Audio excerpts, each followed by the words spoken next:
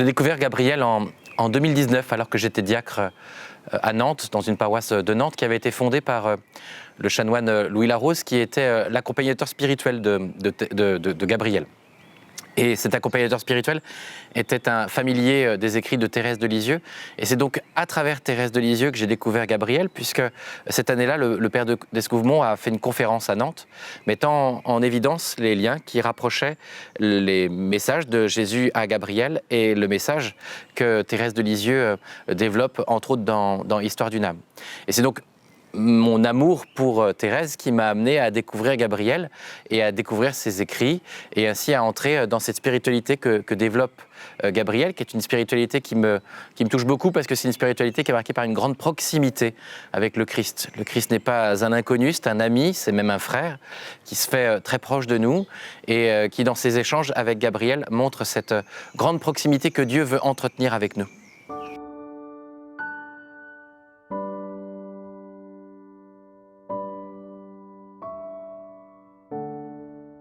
Pour moi, ce qui est important dans le message de Gabriel, c'est cette fraternité que Jésus nous invite à créer avec lui, à entrer en dialogue avec lui, à l'aimer comme lui nous aime. Alors c'est toujours, notre amour à l'égard de Jésus est imparfait, mais il n'y a pas mieux que lorsque l'amour semble se tarir dans notre vie, que d'aller chercher l'amour à sa source dans le cœur de Jésus, ce que Gabriel nous invite à faire, à nous rapprocher et à nous reposer sur le cœur de Jésus. Et c'est ainsi que le message de Gabriel m'a beaucoup touché par cette simplicité. Il y a lui, il y a moi, il y a le peuple de Dieu, mais il y a ce lui et moi qui est un lui et moi fondateur, parce que ma vocation de prêtre, elle est née de cette rencontre personnelle avec le Christ, comme la foi naît de la rencontre personnelle avec le Christ. Et ce que Gabriel nous transmet à travers ses écrits, c'est ça, c'est cette grande proximité du Christ. Ce que j'aime beaucoup dans le message de Gabriel, c'est cette simplicité qu'elle a.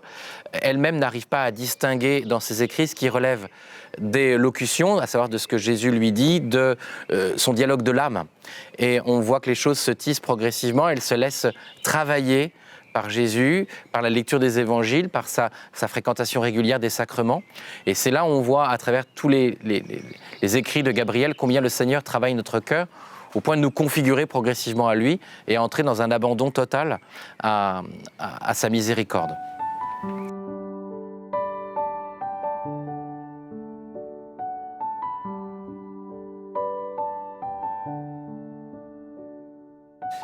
L'image de Dieu que véhiculent les écrits de Gabriel, c'est l'image d'un Dieu qui se fait très proche de nous, qui se fait un ami, qui se fait un soutien de chaque instant et qui demande que nous nous rendions présents à lui. C'est vivre toute chose en présence de Dieu.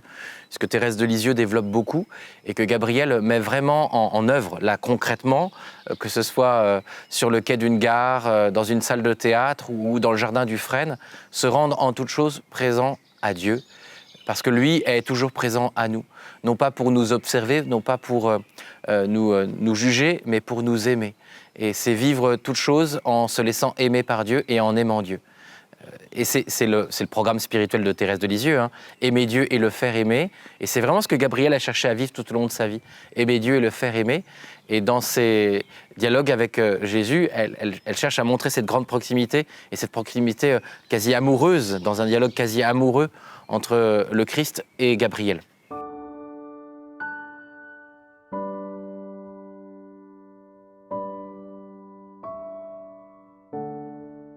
Jésus dit à Gabriel, remercie Dieu de ce jour qui commence.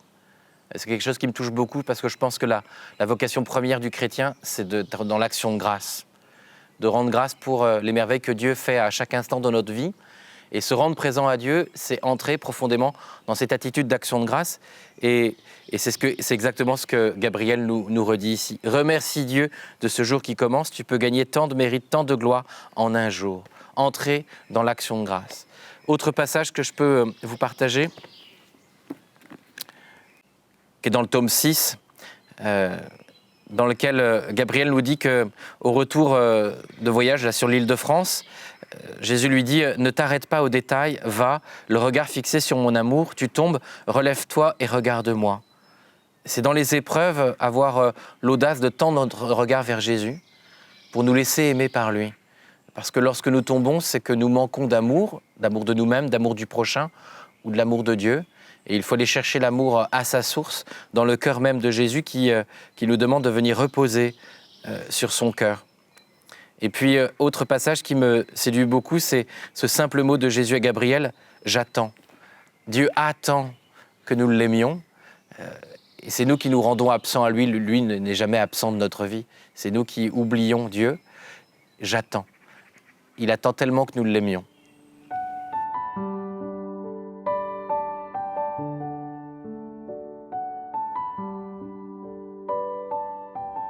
Dans la pastorale, le message de Gabriel, il me marque beaucoup parce que c'est toujours cette simplicité, en fait. C'est de même que le Seigneur nous invite à entrer dans une relation de simplicité à son égard, il m'invite en tant que prêtre à vivre de cette même simplicité à l'égard des fidèles qui lui sont confiés, parce que ces fidèles, ce sont mes frères et mes sœurs, tout comme Jésus se présente à moi comme mon frère.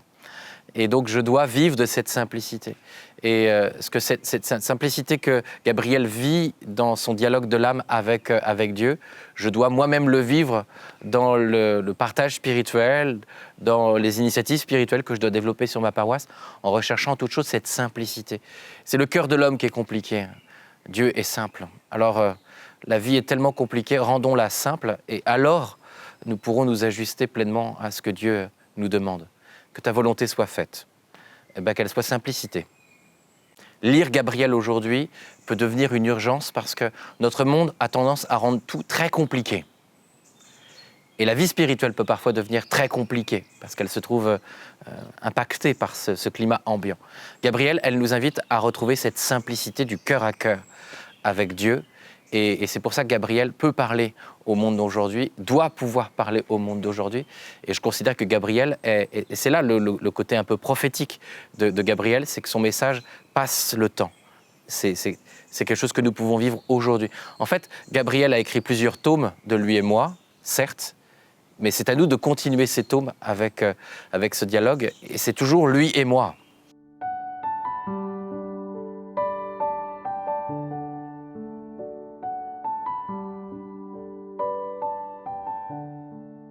Lorsque j'utilise Gabriel dans ma prière, je ne la déconnecte jamais de la parole de Dieu. Dans mon oraison, c'est la parole de Dieu qui est première, parce que c'est Dieu qui me parle.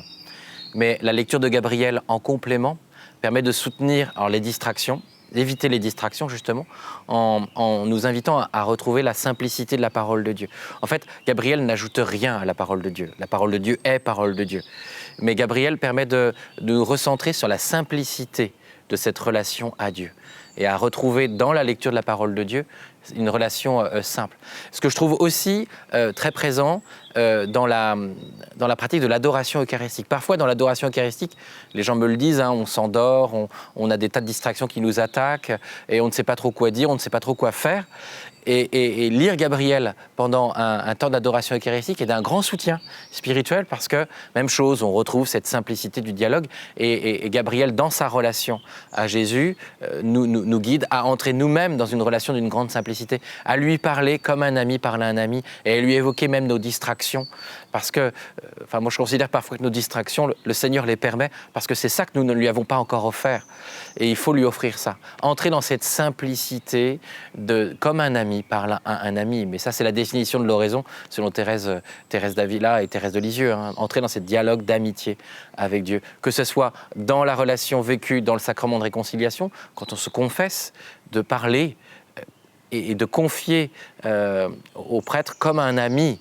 Dans l'adoration eucharistique, de parler à Jésus eucharistique comme à un ami, et dans l'oraison, vécue en lien avec la parole de Dieu, d'entrer en dialogue avec Dieu comme on parle à un ami. Parce que dans sa parole, lorsque Jésus nous parle à travers la parole de Dieu, il nous parle comme à un ami.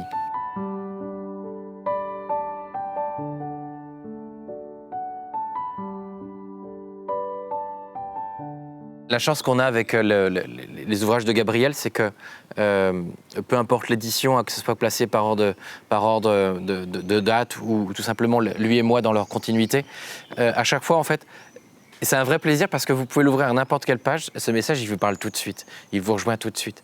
C'est là où on voit la simplicité de cette relation que Gabriel entretient avec Jésus, c'est que ce message il est intemporel.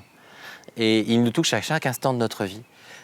Et ça, c'est le côté très pratique du message de Gabriel, hein, c'est qu'on peut le prendre à n'importe quelle heure de la journée. C'est d'un grand secours spirituel. Surtout dans les moments de solitude, dans les moments d'épreuve, il ne faut pas hésiter à prendre Gabriel parce qu'elle les vit aussi, ces épreuves-là. Et souvent, d'ailleurs, Jésus lui parle dans des moments d'épreuve ou des moments de solitude. Et tout de suite, ça nous parle, quoi. Par des choses et des images simples, la beauté du soleil couchant sur la Loire, au Fresnes-sur-Loire. Voilà. Et c'est les choses que nous pouvons nous-mêmes vivre au quotidien. Alors non pas au Fresnes, nécessairement, il ne faut pas nécessairement être au Fresnes, mais chez nous, en nous mettant dans notre jardin, en nous mettant devant une belle image. C'est exactement l'expérience que Gabriel vit. Quand on se met face à la beauté, à la bonté et à la vérité, nous faisons l'expérience de Dieu, parce que Dieu se révèle à travers la beauté, la bonté et la vérité.